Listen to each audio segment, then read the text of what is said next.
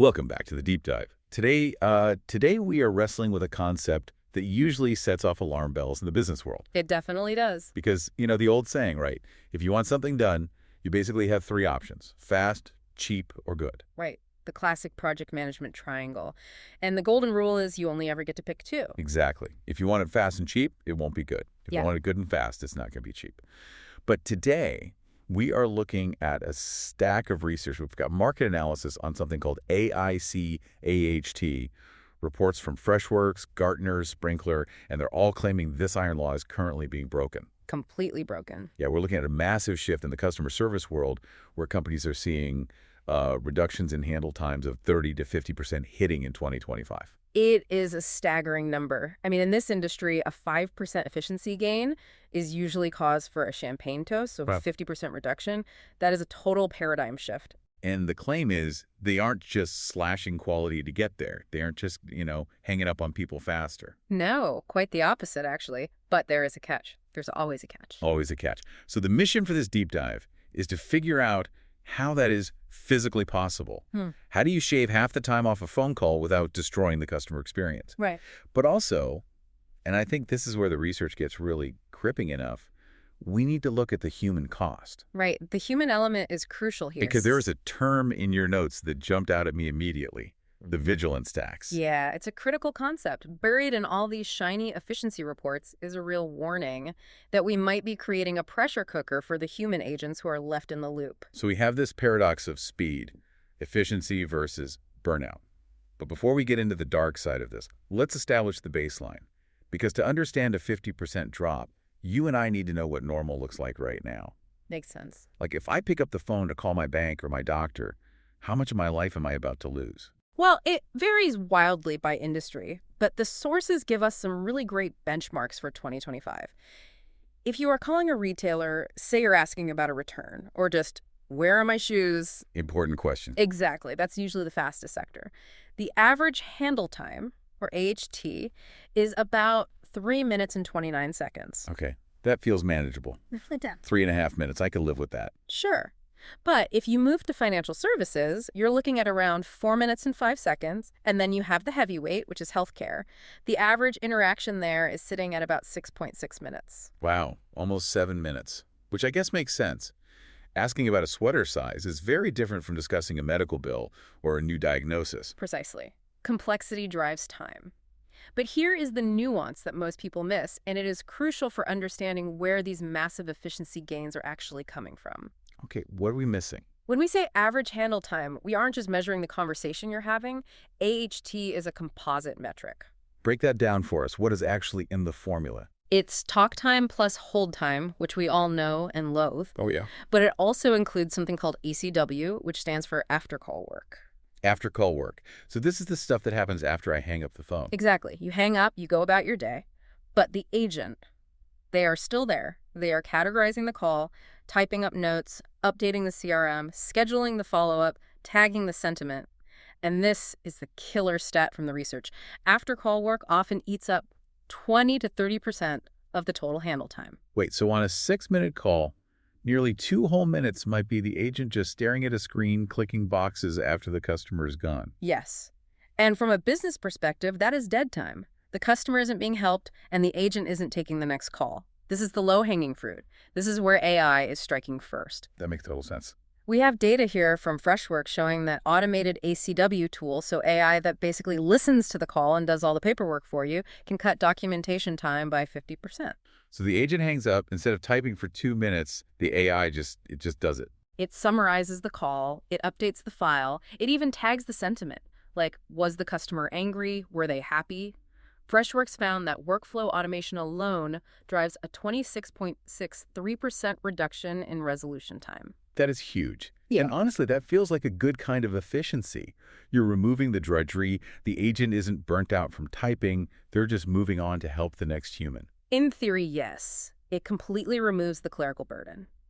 But this brings us to the second layer of the tech stack. It's not just about cleaning up after the call. It's about fixing the problem during the call, or even before it happens. Right, because saving time on notes is great, but if the agent still doesn't know the answer to my question, I am still on hold. Exactly. And that is where large language models, or LLMs, are changing the game. We're seeing a massive shift toward what the industry calls agentic AI. Agentic AI. That sounds a little sci-fi. It is a massive leap from the chatbots we've all been annoyed by for the last 10 years. You know the ones. I didn't quite catch that. Please say it again. Oh, the worst. I just end up screaming, press 0 for operator. Right, because those are just decision trees. If X, say Y, agentic AI can actually reason, understand context, and take action. The sources mention that generative AI-powered self-service is now driving ticket deflection rate of 53%. 53%. That means more than half the people calling don't even need to talk to a human anymore. Exactly. And not because they gave up in frustration, but because the bot actually solved the issue. It understood the problem and fixed it. But for the 47% who do need a human, the experience is shifting dramatically because of something called smart routing. Smart routing. Is that just a fancy name for press 1 for sales, press 2 for support? No, that's the analog version. Smart routing in 2025 is analyzing your tone, your intent, and your history in milliseconds before the phone even rings on the agent's side. So it knows I'm angry before the agent even picks up the phone. It knows you're angry. It knows you tried to reset your password 3 times yesterday and failed. It knows you visited the cancel subscription page this morning. And it uses all that data to route you specifically to an agent who is rated highly for retention and empathy. That is impressive, but also a little intense. It's profiling me in real time. It really is. But look at the results. We need to talk about FCR, which is first contact resolution. This is the holy grail metric in this world. The benchmark is that a 1% increase in FCR equals a 1% boost in customer satisfaction. Which makes sense. If I have to call back twice for the same problem, I'm not happy. Exactly. Financial services traditionally sit at about 65% FCR. That means 35% of people more than 1 in 3 have to call back. It's a lot of wasted time. It is. But the sources show that these AI implementations are pushing that FCR up to 85%. That is a massive jump in quality. It is. And there is a case study from JP Morgan mentioned in the source material that really highlights this. Now, it's not a contact center example strictly, but it illustrates the raw power of this tech. They used AI to interpret business credit agreements. Which is incredibly dense legal stuff. Oh, extremely dense. It used to take them 360,000 hours of human time annually. 360,000 hours? That's dozens of lifetimes. The AI did it in seconds. Seconds. Okay, I can't even process the math on that efficiency gain. That is mind-boggling. It shows the sheer processing power we are dealing with.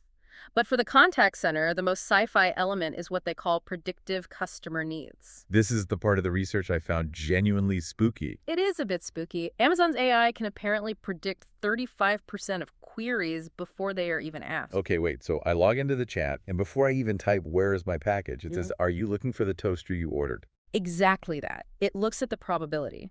The user ordered a toaster. The delivery window is today. The user is on the help page. It is highly likely they want the toaster. It answers the question before you formulate it. And in healthcare, this actually sounds vital, not just convenient. It is absolutely vital. We know from the data that 30% of patients abandon a call if they wait more than a minute. In healthcare, an abandoned call isn't just a lost sale. It could be a serious medical risk. Right. So if the AI can pull the electronic health record instantly, so the agent knows your history, your meds, and your last appointment, the very second they say hello, you aren't wasting 3 minutes on, what's your date of birth? You are immediately solving the problem. Okay, let's pause here. We have automated notes. We have smart routing. We have psychic AI predicting our problems. This sounds like a utopia for efficiency. It really does. And the shareholders are thrilled. The numbers, remember that market projection from $4 billion to over $124 billion, it's all based on this massive efficiency. But I feel a but coming. There is always a but. If the AI is handling 53% of the routine stuff the password resets, the simple transactions, what is actually left for the humans to do? That is the pivot point. The role of the human agent is fundamentally changing. The sources are very clear on this. Humans are no longer there to be information switchboards. They are exclusively handling high-complexity, high-emotion interactions. So the easy calls are just gone. Completely gone. You never get a breather call anymore. In the old days, you might have a screaming customer and then 3 easy address changes where you could just mentally coast for a minute. Just to catch your breath. Right. But now, Gartner found that 91% of leaders are under pressure to implement AI, and 80% plan to transition agents into new, more complex roles. Every single call is a problem the AI couldn't solve. And this brings up a really fascinating psychological nugget from the research on chatbot learning evidence. Oh, chatbot learning evidence. This is such an interesting piece of psychology. Unpack it for us. What does that mean? It's basically a study on how we forgive machines. It found that when a bot explicitly admits, "I'm learning and improving," customer tolerance for failure actually increases. We cut it some slack. So if the bot says, hey, I'm new at this, we treat it like a human trainee. We do. We're surprisingly empathetic to the bot. But think about the workflow implication of that. Yeah. The customer tries the bot. They are patient at first, but then the bot fails. By the time that customer finally gets routed to a human, their patience is entirely exhausted. Oh, I see. They have already tried the self-service route, hit a wall, and now they're done playing nice. Exactly. So the human agent is catching a fastball every single time. A complicated problem, a frustrated customer who has already wasted time with a bot, and no easy wins to break up the day. Wow. So the cognitive load, the mental weight of the job, is just skyrocketing. And this leads us directly into the dark side of this data. We are seeing a massive spike in what is called the vigilance tax. Let's really unpack this. I know 75% of contact center leaders are worried about agent well-being, but what exactly is the vigilance tax? Yeah. Because it sounds like something the IRS charges. It does sound like that, but it's a cognitive cost. Imagine you are the agent. You are on a call with a very difficult emotional customer. Okay, I'm there. And as you are talking, an AI co-pilot is listening in. It pops up a script on your screen that says, offer a 10% discount. Which seems helpful. Maybe, but now you have a split brain situation. You have to listen to the customer and gauge their actual emotion. Are they actually angry or just loud? You have to check your own instinct. Yeah. And you have to read the AI's suggestion. All at the same time. Yes. And then you have to decide in a split second, is the AI right or is it being tone deaf? Right, because if the customer is crying about a lost family heirloom, offering a 10% coupon is incredibly insulting. Exactly. So the agent has to audit the AI in real time. That extra cognitive effort to monitor, evaluate, and potentially correct the system that is supposed to be helping you, that is the vigilance tax, you aren't just doing the job anymore, you are supervising the machine. There was a quote in the source material that really stuck with me. An agent actually said, I feel like I'm in a driving test that never ends. That is the perfect analogy. Think about a driving test. You know how to drive, but you are hyper-aware of being scored. You are tense. Your hands are at 10 and 2. Modern systems now score 100% of calls. Wait, 100%? It used to be your boss listened to maybe 1 or 2 calls a month for quality assurance. Yeah, not anymore. Now the algorithm scores every single pause, every deviation from the script, every sentiment shift. So even if the agent completely delights the customer and solves the problem, if they didn't use the exact phrase the AI prompted, they might get docked points, or at least they fear they will. It sounds like a panopticon, just constant, unending surveillance. It creates a permanent state of high alert. And the cost of that stress is very real. 87% of agents report high stress levels. And attrition, the rate at which people quit, has jumped from 42% in 2022 to 60%. 60% turnover.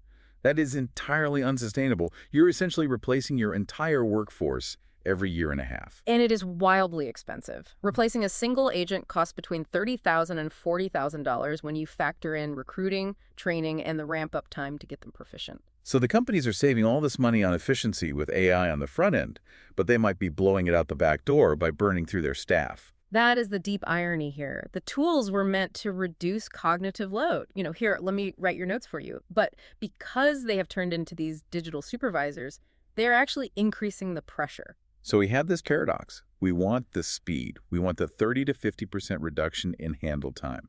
But we can't treat the humans like robots or they will just leave. How do we fix this? What does the design for 2026 actually look like? The sources offer some really concrete solutions for this. It starts with shifting the entire philosophy from control to support.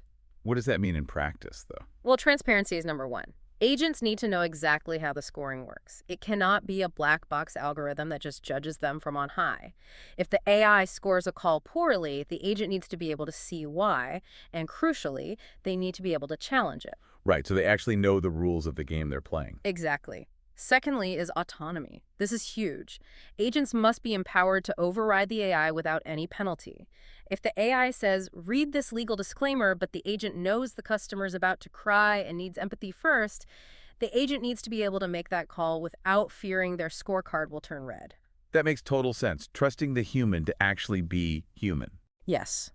And this requires a fundamental role redesign. We need to stop thinking of these people as phone answerers or just entry-level labor.